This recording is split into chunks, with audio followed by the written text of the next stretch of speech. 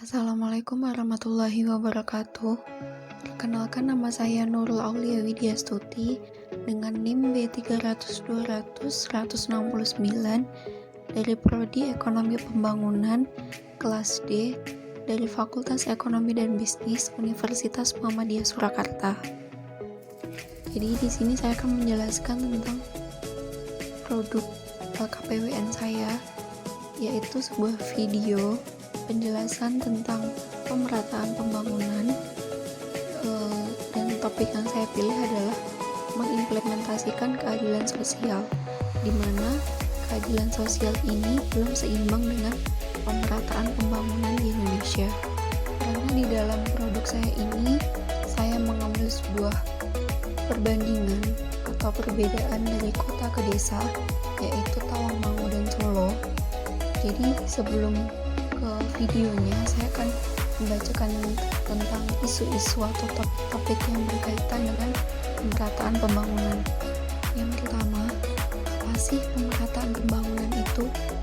Pemerataan pembangunan berarti relokasi sumber-sumber daya sehingga kelompok-kelompok masyarakat, daerah-daerah, dan sektor-sektor yang selama ini tertinggal dapat memperoleh akses yang lebih luas kepada kegiatan pembangunan dan peroleh hasil-hasilnya. Dan sekarang kita berbicara tentang infrastruktur. Infrastruktur dipandang sebagai modal memacu pertumbuhan ekonomi nasional. Pembangunan infrastruktur mampu menciptakan lapangan kerja dan memiliki multiplier effect kepada industri kolomotif, pembangunan nasional dan daerah.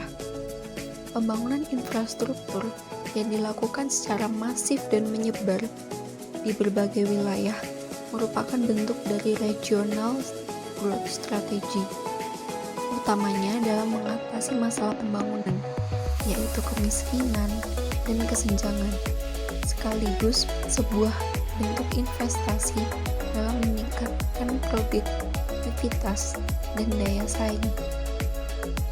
Masifnya pembangunan infrastruktur ini kita harapkan dapat mengakselerasi pemerataan pembangunan dan bergeraknya ekonomi produktif yang berbasis kerakyatan, memperlancar pertukaran barang dan jasa antar provinsi, antar pulau, dan antar wilayah, sehingga seluruh wilayah Indonesia menjadi bagian penting dari rantai produksi regional dan global, guna memeratakan pembangunan ke seluruh wilayah NKRI. Saat ini, Indonesia masih menghadapi problem ketimpangan pembangunan antara Jawa dan luar Jawa. Wilayah Indonesia bentuknya adalah kepulauan, sehingga kondisi infrastruktur dan kehidupan di setiap pulau berbeda-beda. Inilah yang menjadi prioritas untuk dibereskan dalam 10-15 tahun mendatang. Indonesia tidak butuh ibu kota baru, tetapi butuh kota-kota metropolitan baru yang menyebar luas di Indonesia. Jangan mengira metropolitan itu dari gaya hidupnya. Bukan. Indonesia membutuhkan kota-kota metropolitan dalam arti berfungsi sebagai sebuah zonasi yang bisa berfungsi seperti Jakarta. Yang butuh dibangun kota metropolitan itu seperti Papua, Sulawesi, Kalimantan, dan Sumatera. Bangsa Indonesia memiliki 5 dasar negara, yaitu Pancasila, di mana pada sila kelima berbunyi keadilan sosial bagi seluruh rakyat Indonesia. Tapi dalam kenyataannya, keadilan tersebut masih menjadi sebuah pertanyaan. Perekonomian dikatakan sebagai tolak ukur. Perekonomian menjadi tolak ukur suatu bangsa dikatakan sejahtera atau tidak. Indonesia dalam lingkup ekonominya terlihat lemah. Lingkup ekonomi ini menjadi sebuah tantangan untuk rakyat Indonesia, karena faktor ini akan berpengaruh terhadap kebutuhan serta bersinggungan dengan kehidupan bangsa, di mana dampak tersebut terlihat pada standar kehidupan yang ada di Indonesia, yaitu kurang lebih 29 juta orang hidup di Indonesia. Mendukung pemerataan ekonomi. Pembangunan infrastruktur diarahkan pada konektivitas fisik seperti jalan, jembatan, bandara, dan pelabuhan. Infrastruktur penghubung virtual seperti internet dan telekomunikasi tak luput dari perhatian. Tak hanya itu, infrastruktur lain yang berkaitan dengan kebutuhan dasar seperti pendidikan, kesehatan, dan air bersih ikut menjadi salah satu instrumen mengurangi kesenjangan. Nah, sebelum lanjut ke videonya, saya akan membocorkan sedikit apa sih perbedaannya dari Solo, Karanganyar, dan Tawangmangu. Jadi perbedaannya adalah sekilas ya. Solo itu adalah sebuah kota yang pemerataan pembangunannya itu sudah dibangun. Jadi di sana ada banyak sekali seperti perekonomian, pendidikan, kesehatan, itu kebanyakan terpusatnya di Solo. Dan Karanganyar itu adalah sebuah kabupaten yang letaknya cukup dekat dengan Solo. Di Karanganyar pemerataan pembangunannya belum terlalu maju, di mana semua sektor ekonomi, kesehatan, pendidikan itu masih terpusatkan di Solo. Nah, kalau Tawangmangu itu adalah salah satu kecamatan dari Kabupaten Karanganyar, di mana daerah paling tinggi dan dekat dengan perbatasan Jawa Timur. Di situ ada salah satu gunung yang termasuk dalam salah satu gunung terbesar di Jawa, yaitu Gunung Lawu. Jadi di sini tuh masih pedesaan, udaranya masih dingin, dan pemerataan pembangunannya itu belum dibangun.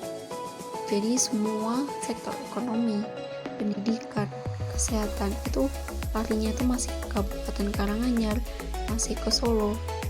Jadi masih pure di kaki gunung.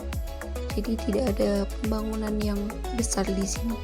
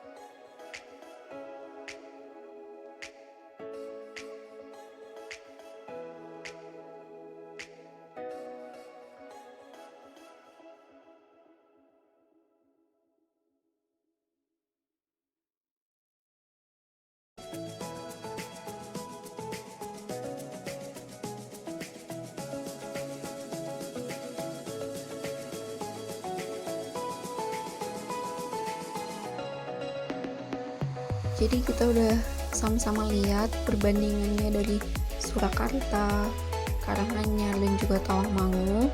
Kita bisa bedain sendiri kalau di Surakarta itu udah jadi kota besar, di mana bangunannya itu udah dibangun secara besar-besaran dan menjadi pusat di segala sektor, baik perekonomian, pendidikan, kesehatan.